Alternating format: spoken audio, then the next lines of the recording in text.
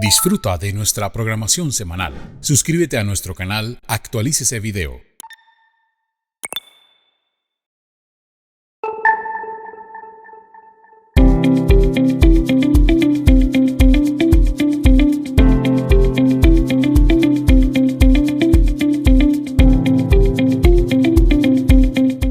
Paso aquí al primer beneficio tributario.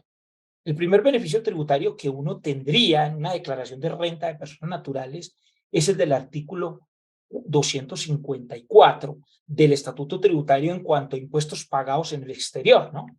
Pero, ejemplo, yo pagué un impuesto, no sé, en Chile, entonces yo me puedo descontar ese impuesto que yo pagué allá, pero eso tiene unos comentarios importantes. El primero es que, por supuesto, yo tengo que haber declarado esa renta también que obtuve en ese otro país.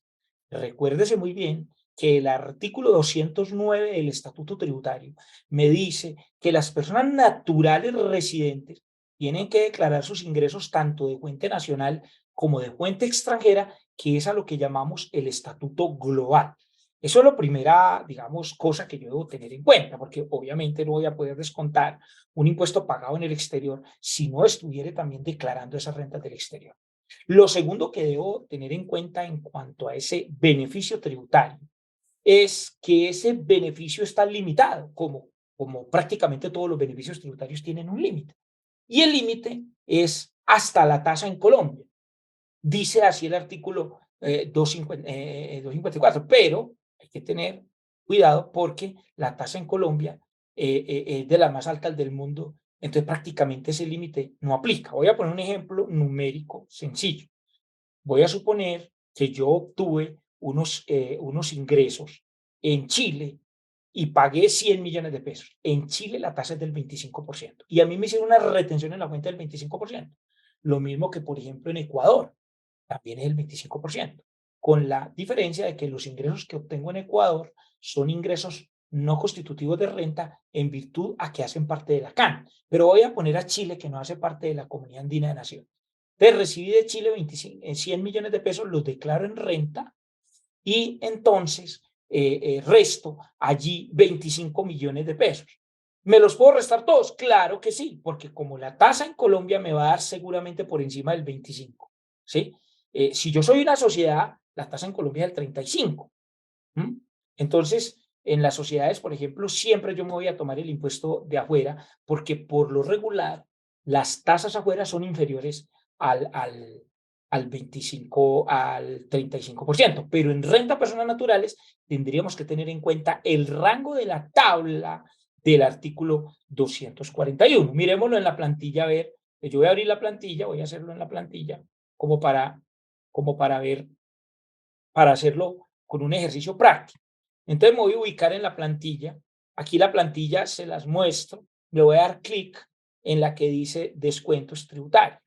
Pues, por supuesto, voy a suponer que yo tengo un impuesto declarado, pagado en el exterior, que puede ser vía retenciones en la fuente, como le decía, de 25 millones de pesos, 25.313. Entonces, este descuento, 25, él me va a decir, oiga, ¿será que me lo puedo tomar todo? Entonces él me dice, hasta la tasa en Colombia. Y yo tendría que hacer, quizás manualmente, tengo que ir a mirar la hoja de impuestos y mirar cuál es la tasa en Colombia. La tasa en Colombia no siempre es el 35, el 35% sería para una persona jurídica, pero para mí como persona natural, yo tendré que mirar la tabla del artículo 241 y mirar en qué rango está mi renta líquida. Tendría que hacerse un ejercicio completo.